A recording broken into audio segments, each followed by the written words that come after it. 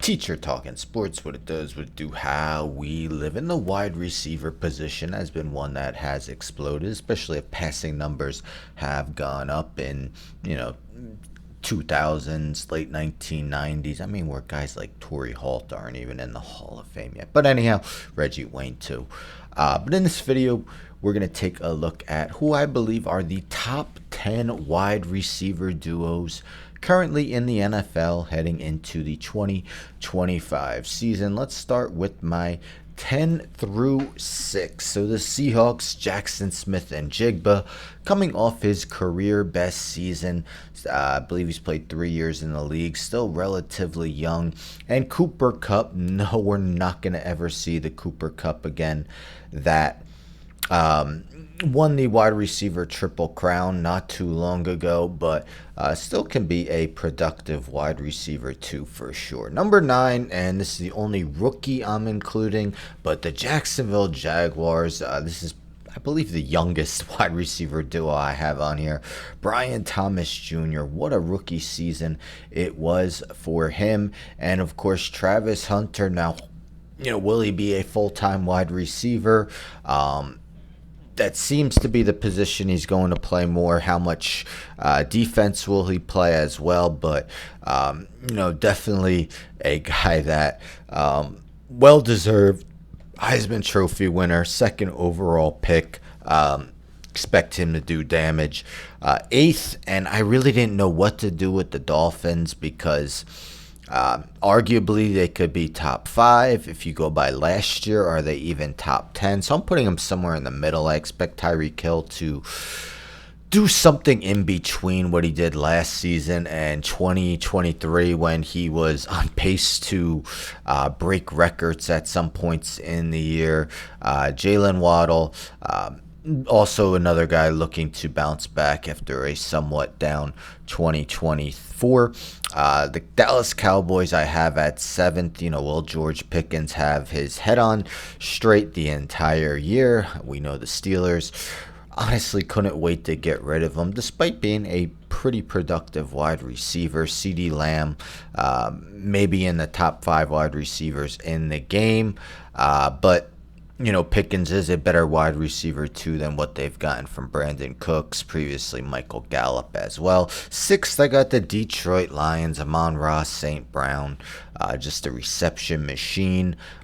If Jared Goff's ever under pressure, he knows where he can look, and he's probably going to have an open St. Brown to throw it to. And Jameson Williams, who's had, a torn ACL, had the gambling suspension, finally had that season where he stayed relatively healthy, mostly was on the field, and went over 1,000 yards, and I believe led the league in yards per reception. So quite the dynamic wide receiver too. And let's look at the top 5 in my eyes. So this is the one that's been around together the longest. The Buccaneers, of course, Mike Evans, every season of his career has gone over 1,000 yards. This has the potential to maybe be higher, but we got to see how Chris Godwin comes back from his ankle injury, because the start last season he looked like one of the best wide receivers in the game. 4th, the Eagles, and these 4 could honestly be ordered in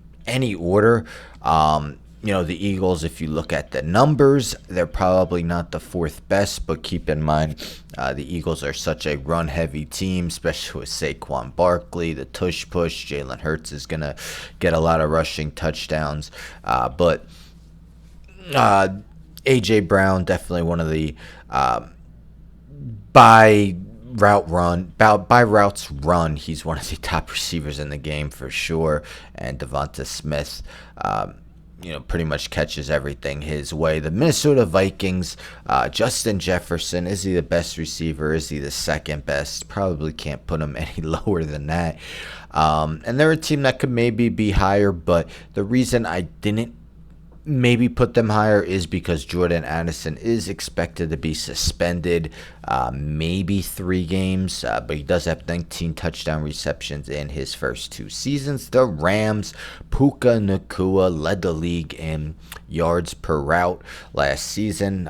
Missed 6 games, most of a seventh, still went almost over 1,000 yards on the year. And Devontae Adams, maybe the oldest guy that I included out of the 20 wide receivers. He'll be 33 on Christmas Eve. But again, another 1,000 yard season, put up numbers. Yes, he had his boy Aaron Rodgers with them with the Jets, but I'm not really expecting much of a fall off, and I think he's an upgrade over what the Rams got from Cooper Kupp last year. And let's go with the Bengals #1. And ending last season, it really didn't look like these two would stay together.